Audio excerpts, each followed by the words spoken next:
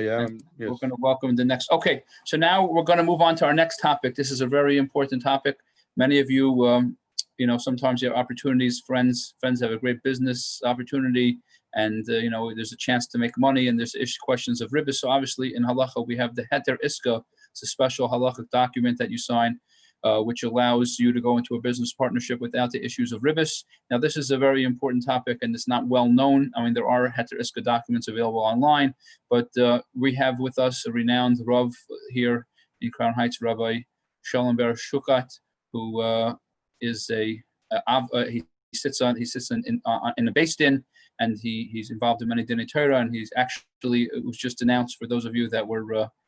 For those of you that noticed, there's going to be a brand new kollel lahalacha starting in Crown Heights, and Rabbi Schuchat is going to be the Rosh Kollel. It's going to be a kollel that teaches practical halacha for people that are interested in getting into rabbanus and dayanus. And so we're excited to have Rabbi Schuchat available. Rabbi Schuchat, if you could please turn on your camera and unmute yourself. And please, if you could take over the presentation. I now unmuted you. You have to unmute your camera. Doesn't work. Why? Try again. There you go. Yes. Okay. Thank you. The floor is yours. You have a 25-minute presentation. Okay. Okay. Sorry, I'm just, again, for those of you that just came on recently, there's a little thing called Q&A. If you have a pressing question you want to ask, type it. I'll be monitoring it. If there's enough time, we'll give Rabbi Schuchat 1 or 2 questions at the end of his presentation. Otherwise, we'll save all questions for the end after Rabbi Ullman. Okay, Rabbi Schuchat, the floor is yours. Good evening. Good evening. To everyone. Today we're going to be speaking about how the proper way to make a Heter Iska. As was mentioned before, there are various Heter Iskas that are available online. However, as Lubavitchers, we have Alter Rebbe Shulchan Aruch, Netzemach Tzedek Shtuvos, and certain things that we are different. In general, Lubavitch is different, but even in this, we're also different than the rest of the Welt, and therefore, this share is to explain to you how to be able to do a Heter Iska properly without having any halachic questions whatsoever. We'll start with the basics. What is the Isser of ribbit? According to Torah, if you lend the money to somebody and a certain amount of money, and then you charge him a higher amount, and he has to pay you back a higher amount, which is determined based on the amount of time that you have to pay it back. Interest, that is ribbit deraisa. It's considered aser, and it's a violation of Torah law. And if you go to beis din afterwards, the beis din will force you to return any money that was received above the original loan. There are also various concepts of isurim derabanan that the Chachamim added, which are also considered ribbit. However, they're not deraisa, they're still aser. For example, if you have a certain product that you don't have in stock and you are selling it to somebody, you're selling to somebody the option to buy this specific product, you tell them, if you pay me today, before I have the product in stock, it will cost you $80. If you pay me when I have the product in stock, it will cost $100. That is considered ribbit. It's also aser. Why? Because since the person does not have the product in stock, that money that he has now is not a money for a purchase. In essence, that money became a loan from you to him for $80. And when the time comes to pay back, he's giving you a product which is worth $100, which is also considered ribbit. There is also, there's also additional ways of ribbit. So that we still mentioned before, ribbit deraisa is when you decide a set amount of percentages or payments that will be given at a specific amount of time. Ribbit derabanan is if you give something extra without making that decision from the onset. The halachas of ribbit are very broad, and this is not really the topic of today's presentation. I just wants to give you that when it comes to lending money to somebody, there is a mitzvah to lend money to somebody else. There is no mitzvah to do Heter Iska. There is a mitzvah to lend money to somebody else. What is the concept of Heter Iska? The Chachamim saw that people are not lending money as they should be lending money. And instead, they came up with this solution, which is a partnership. And like today's whole symposium is all partnerships. Started with partnerships from Rabbi Werner, and Heter Iska, in essence, is a partnership. It's a full-fledged partnership. How does this partnership work? As we said, a person is not allowed to lend money with interest. So a person is allowed to lend money. He can get back the money. A person is allowed to give somebody a deposit, a pekadon, and that person, if it's planned in advance, that person could use that money for an investment. And whatever money comes back, whatever money he could arrange to share the profits with the person who gave him the pekadon. So Heter Iska, the way it works is it's a partnership. It's a partnership whereby, though we can't call him a lender anymore, the investor gives, let's say, $1,000. From those $1,000, 500 are considered a loan. Since they are considered a loan, those $500 are guaranteed. That means, regardless of what happens, the person who borrowed that money, those 500, has to pay those 500 back. The other 500 are considered a pekadon, a deposit, and those 500, and the responsibility is on the person who borrowed it only to a certain degree. But in reality, if there's a loss, then the person who invested the money is the one who loses out from it.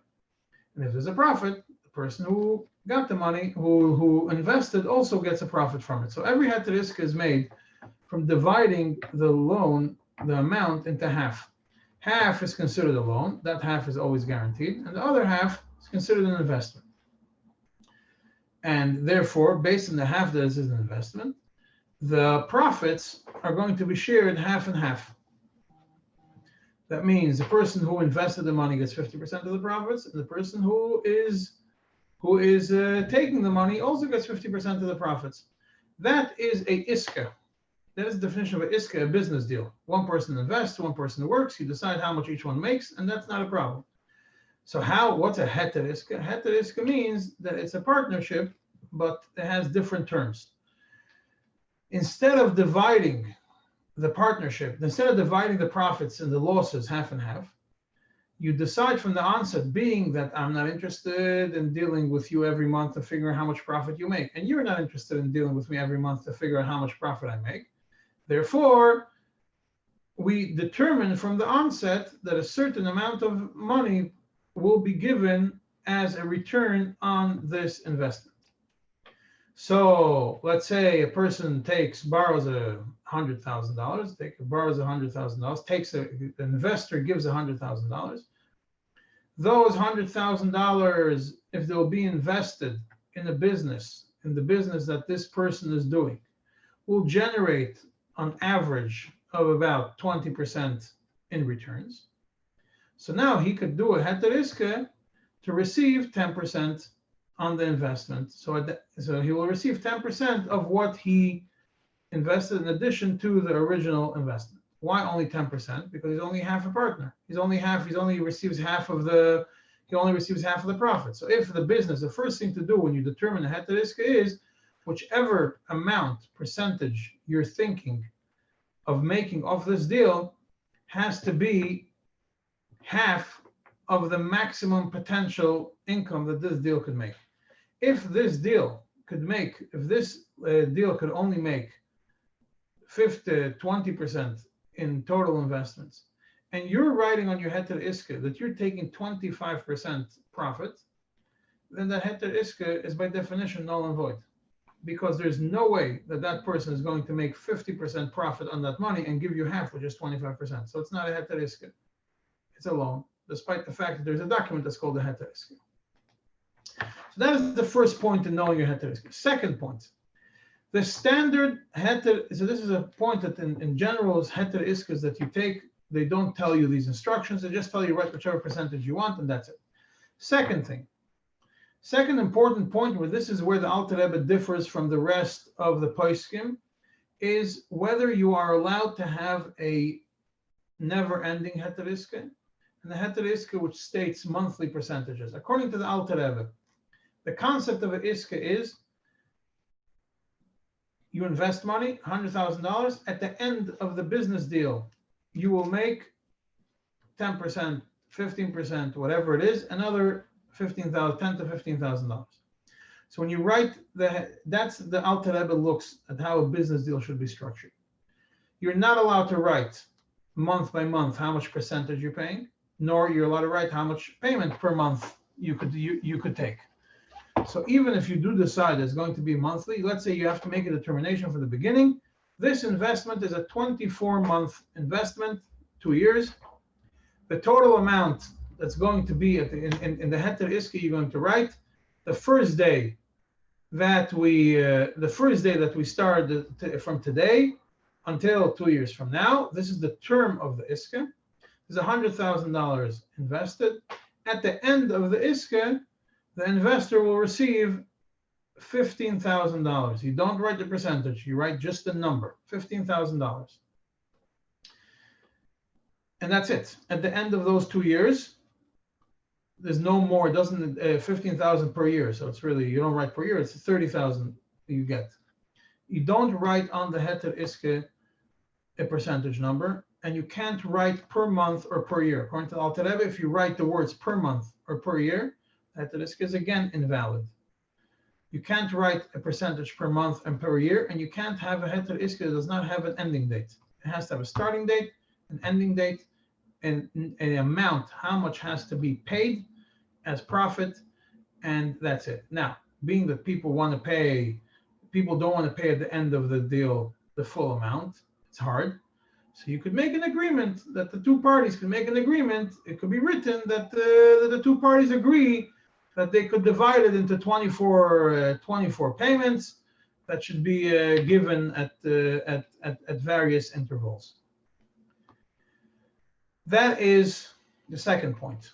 The third point is, when you make a Heter Iska, according to the Tzemach Tzedek, for a Heter Iska to work, the Heter Iska has to be understood by both parties. The concept of the Iska, what I just explained to you now, both the investor and the person who receives the money both have to understand the technique behind this Heter, behind this Heter Iska. If they sign a document which describes the terms, so you rely on the fact that probably the person who signed the document read it, and he probably understood what he was signing. But if there's no document, then it has to be clear that both parties understood what this Heter Iska is about. If a person spoke about making a Heter Iska in the beginning of the investment, and he forgot to write a shtar, but it was clearly decided from the first moment of the investment that there is going to be a Heter Iska, then it's good. You're not over any prohibition of ribbit. If you did not speak about that, and originally you lent money with interest, then the moment you realize that you made that mistake, you have to make a Heter Iska, which will be starting from that moment. Any money that was given to you up until that moment is ribbit deraisa, has to be returned, or maybe ribbit, if it's percentage monthly, has to be returned to the person who borrowed the money. And then you make a Heter Iska on whatever amount it is. There is a famous trick that you give the money back, and then the person lends you that money in addition to the original money, and then the Heter Iska becomes a bigger amount, so he owes you that money too. That is one of the ways to fix when you have a Heter Iska. In the middle, you realize that you made a mistake. Another point for Heter Iska. Heter Iska by definition is a business partnership. Iska comes from the word business.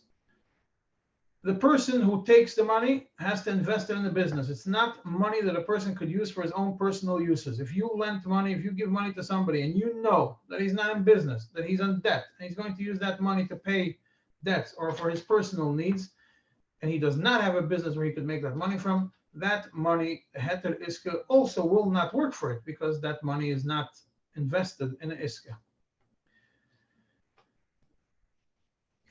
There's one more element, important element in the Heter Iska. Being that the person who's taking the money is in essence working for you, because he's taking money from you and he is giving you, he's working and investing, and he's giving you a profit. So he's working for you. Therefore, you have to have in the Heter Iska a payment to him for his askos, for his involvement in this business deal. So usually you write a small amount of money as a symbolic payment for his working for you, and then the Heter Iska is good. A Heter Iska which has a guarantee on it is invalid. If a person gives a personal guarantee or a side guarantee to the full amount of the investment, that undoes the whole Heter Iska. Whether he guarantees just the principal or he guarantees the principal and the profits, if there's a guarantee on this Heter Iska, that Heter Iska is again invalid, because Heter Iska by definition is a business partnership which has losses and gains. So the question is, why would somebody want to do a Heter Iska? Every person will take money, will claim, hey, I lost all the money, I didn't make any money, I don't owe you not the original amount and not the profits. Therefore, the Heter Iska is the way the Chachamim established it, the Poskim established it, is that a person is not trusted to say that he lost the principal unless he brings two Eidim. And he is not trusted to say there was no profits unless he takes an oath in Bezdin. The two Eidim that come have to testify that the money went from this person straight into the business deal, and that business deal flopped and the money was lost. If a person buys a property or buys something with that money and the property does not generate income, that doesn't mean the property was lost. It doesn't mean the money was lost. The money is there, just in the property. So the person could come and take his amount. If a person could prove that there is losses, that he lost the principal or that he didn't make any profit, ultimately, that's the point of a Heter Iska. The person who gave the money will not be able to recoup any part of the profits. And from the original investment, if it's half loan, half picodon, he'll get half that he gave. Another important point, according to the Alter Rebbe, you're not allowed to mention the word interest, loan, borrower, lender in a Heter Iska. Any form of document, any word which could imply borrowing, lending, ribbit, all that cannot be written in this Heter Iska. That's why I told you before that you have to write total number of the profits in dollar amounts, not as percentages, because percentages seems like a Heter Iska. It seems like a ribbit, and it's again a problem according to the Alter Rebbe. Again, if you made a mistake and you wrote it anyways, then it doesn't cancel the Heter Iska, but you should be careful not to write it. When you have a Heter Iska, you should not have another document which has opposing terms to the Heter Iska. You cannot have a promissory note, a legal promissory note, which says one thing, and then you have Heter Iska, which says the opposite. Because you know, and the person knows, that if it comes to the point you're not going to come to Bezdin, you're going to run to court with a promissory note, and in court they're going to look at it as a loan with interest, and they're not going to look at it as a business deal, and therefore, you made money be'isser in the interest of ribbit. Now, another two last points in this Heter Iska. When you write in the Heter Iska what money you're getting, that let's say the investment amount is $100,000, the profit amount is $30,000, and the term is 2 years. You cannot write the amount of the principal plus the interest together, because then it looks like you're receiving interest. That's why you have to write the original investment amount. Right, $100,000 original investment amount has to be returned by this and this day, plus $30,000 profit amount has to be returned on this and this day. You can't put them both. You can't put them both together. The next and last point is, an investment by definition does not generate profits the day you invest money. So therefore, you cannot do that the person pays upfront the money that you want to make off this deal. You tell a person, I'm lending you $100,000, I'm giving you $100,000 as an investment, and you have to give me $30,000 in profits. I'm only giving you the $100,000 in investments if you give me the $30,000 in profits upfront. That also doesn't work. You're not allowed to. That's considered full ribbit, probably deraisa. So the only way this would work is if these 30,000 are already considered as a payment of the principal. So the person says, I'm paying you now. You want 30,000 now? I'll pay you in a few days. I'll pay you off the principal 30,000 as a condition. That's a condition from the beginning that it's a payment of the principal. And it cannot be a payment for the profits. Although a Heter Iska is a business partnership, the same restrictions that apply when a person lends money and does not take interest apply in the Heter Iska, as in that the one who took the money cannot give certain enjoyment, hanoe, to extra, whether it is giving a present or those kinds of things, to the person who gave him the money, because those extra things that he's doing, in addition to what's written in the Heter Iska, becomes ribbit on the money that he borrowed on the half that is a loan. Now, when there is a loan, which is when the half is a loan, usually, like I mentioned before, usually Heter Iska is half loan, half pekod, and that way at least half of the money is secure. Some people want to make more profit, a higher amount of profit, because if you have half and half, then you can only make half of the maximum amount of profit that could be made from this business deal. So they make it 90-10, 90% pekod and 10% a loan. Then they could take 90% of the max potential profits that could be made from this business. So not everybody holds that works, and you run the risk that you could lose all the 90%. I actually want to finish with an interesting story. I got a call from a lawyer about doing a Heter Iska where he was worried that, being that in New York State there were cases in court where the court, as far as I know, did uphold a Heter Iska, that they should go to rabbinical court to determine, the Bezdin to determine the validity of a Heter Iska and how much money should be paid. So he was worried that this person who's borrowing, who's taking the money, is going to take a Heter Iska, and is going to drag them through the litigation for years and years and never pay. So he asked me, what can he do to make sure that this person does not use the Heter Iska as a leeway, but actually this person is going to be making money, and he should pay, and he shouldn't be able to avoid it. So the agreement that was reached was, I gave him an idea that he should give, the Heter Iska should not be given to the parties. Heter Iska sat in the rabbi's drawer. The rabbi held it for the person for the people. Therefore, in case there will be something, the only place that the people could come and claim Heter Iska was to come to the Rav. The Rav had the Heter Iska, and there'll be a Bezdin. They'll deal with the questions. That way, he can't go to court and claim Heter Iska and bounce back and forth. And that's a story. I just want to end with another thing. One more thing. Although we're discussing Heter Iskas, there was once a gemach that was named after the Rebbe's father. The gemach was in Eretz Yisrael, if I recall correctly, or it was not named. It was after the Rebbe's mother. I'm not sure. And they wrote to the Rebbe a report about the gemach, and they wrote over there that they lend the money, they give out money with Heter Iska. And the Rebbe wrote something which has my father's name on it, or my name on it, whatever the Rebbe, I'm not sure if it was in honor of the Rebbe or the Rebbe's parents, should not be doing Heter Iskas at all.